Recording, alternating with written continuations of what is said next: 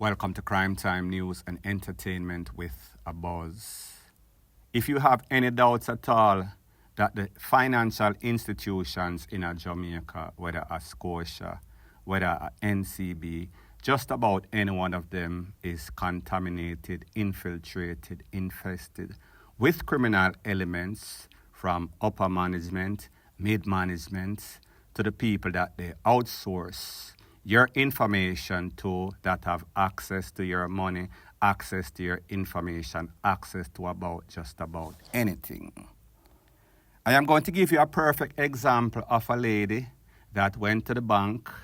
She was transferring 800,000 Jamaican dollars from her NCB bank account to a Scotia account for some sorts of payment for some sorts of vehicle. However, she made a little mistake. She left out one of the digits. So therefore, if you know anything about wire transfer, if you do not put in sufficient correct information, that transaction is not going to go through. It is going to be delayed. It is going to be refused by the next bank. As a matter of fact, it is not going to any place. So she realized afterwards that she had made a mistake, and she was promptly called by the bank. They sent her some sorts of message. And if you look at your screen, this is the actual message that they sent. NCB alert, your account has been put on security hold until we can verify your details. Go to updatencb.net or verify. Prevent this whatever description.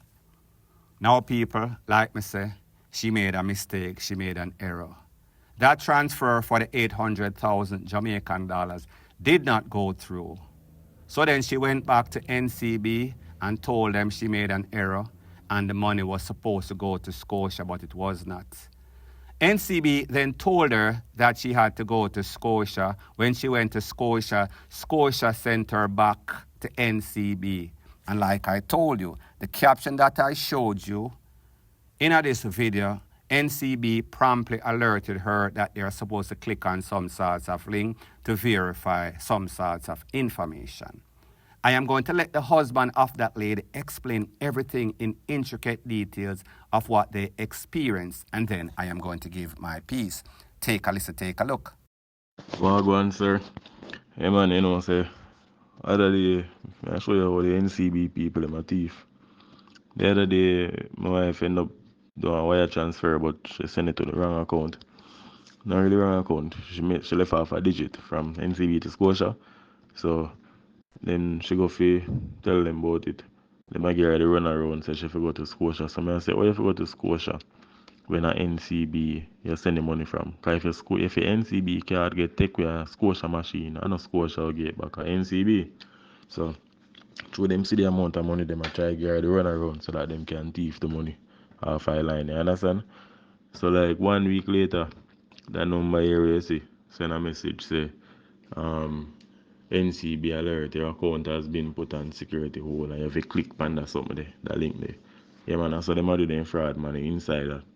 When you go there, and then you see you make some mistake with the transfer, then try to thief it before you get it back until you can run around like them can't give back your money.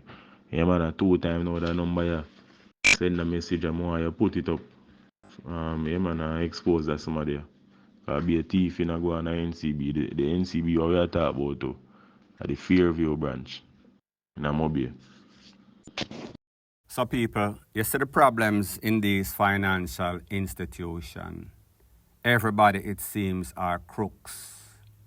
From top management, middle management, the people that have access to your information, the outsource places. These people had no idea and could not rectify these people's problem because they must say, go check Scotia. When them go to Scotia, Scotia send them back at NCB. Say NCB should have known that from one of the digits is missing and the information was not complete. That transaction is void. That transaction is not valid. It is as if the transfer didn't happen. So therefore, the money was never moved from the source, which is NCB. However, them don't know nothing that is going on, but somebody that is working at some sorts of outsource So whomever have access to this information can text 2 times from a same number, and the bank don't know anything that is going on. The bank is in the dark. The bank is dazed and confused, giving these people the runaround. It took these people in excess of 7 days, 1 whole week and more to get their money back for a transaction that never happened. They will inconvenience you. However, as soon as you have any sorts of problem, they are going to give you the runaround. It is going to take forever and a day. If it happens, none at all. There are a lot of victims out there that have lost money and have not gotten back anything. If them get back anything, it is pennies on the dollar. So at the end of the day, fly low or fly high, anywhere you turn, Maka I go joke you. If you invest your money in an SSL, if you put in any of these supposed to be reputable financial institution, you could get robbed because everybody's out there like some sorts of wolves and hyena, and you are the prey. Point blank and period. So the next thing that is popping in the news, it is called "A leopard never changes its spots." Especially when you are a TikToker, especially when you like the hype, like the limelight, like the spotlight, like social media would rather likes rather than $1 billion. The same thing that caused you to almost lose your life get caught up, and the same thing that might make you lose your life eventually, knock on wood, knock on board, it does not happen. It's the same thing that you do as soon as you get the quickest opportunity to do so. I am speaking about World Dog and the situation that he found himself in because of his attitude, because of the love and the likes, because of the hype, because of always in some sorts of contention with somebody on social media. So unless you've been living under a rock, then you would know that his friend Joe, some people say I'm cousin, lost his life.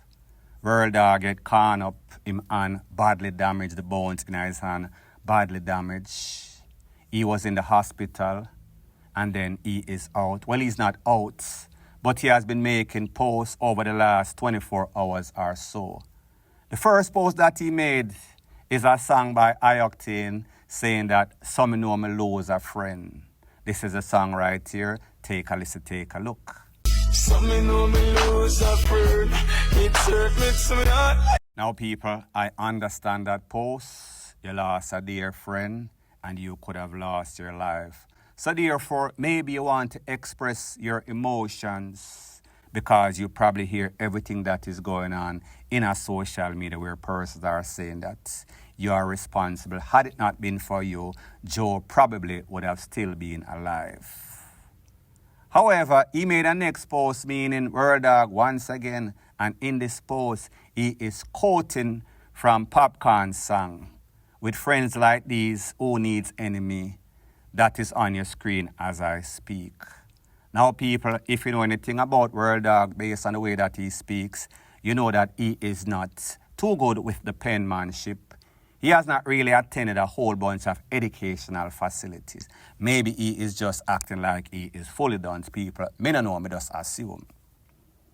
When he does stuff like this, what do you think that he is doing? He is taunting the enemy. He is taunting the persons that are responsible for Joe losing his life and him getting caught up. Because he is sending out subliminals that, yes, this was done by some sorts of friend turned enemy, them call it friend enemy. Now, people, here is my opinion. Anybody that you see that is hype, I am speaking about the likes of a flipper mafia. Anybody that knows anything about the street, like me said, can attest to it. Anybody that you see bossy, anybody that you see love the street, love the spotlights, like to exalt themselves, they are the most likely candidate to talk on people. In the case of World Dog, somebody take away his friend and somebody almost take away his life. So me just say, more than likely, the people, the relevant authority, they've been at his bedside and they've gathered all sorts of information. So whomever is responsible, World Dog don't tell them where them name, which part them live, and justifiably so. However, when he does stuff like this, He is putting a next hit on his head because he is telling these people, listen, I'm a friend, them do it. You know who you are, even though he did not specify any sorts of name. So him just put a next bullseye upon himself, not as if he needs a next one. Point blank and period. So the next thing that is popping in the news, there's a saying or a couple of sayings in Jamaica that goes something like this. He that exalteth himself shall be abased, meaning abate, and show off brings disgrace. So apparently the JCF got some sorts of information that some people was violating the Noise Abatement Act, and they did not have any sorts of license to sell any sorts of J-Ray and Neville. Liquor that is. So the po-po pull up on the spots, apparently. When the po-po pull up on the spots, the persons there were acting very boisterous. The po-po interpreted it as if they were being this. So they decided that they are going to lock up a couple of these personnels. While they were locking up a couple of the people that they interpreted as violating the Noise Abatement Act, did not have the proper documentation, a lot of persons were laughing, a lot of persons were taunting. This is one of those individuals that was caught himself in the middle of the pasa, mix up and blender. Take a listen, take a look, and then I'll give my piece. Some waste police.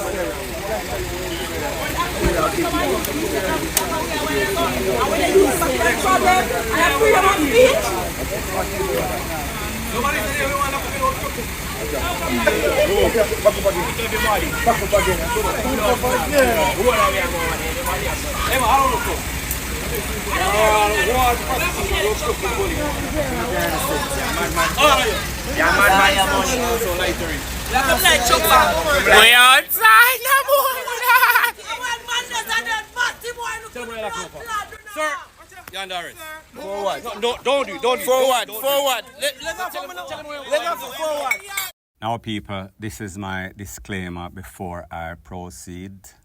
Was not there before, was not there after. The only thing that I am going by is the video that I have.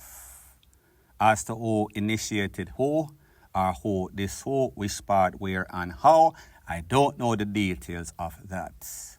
What I do know, there's an obvious disconnect between the po-po and persons in a volatile community.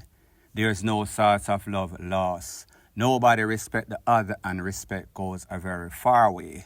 So therefore, they're always trying to show and prove on each other.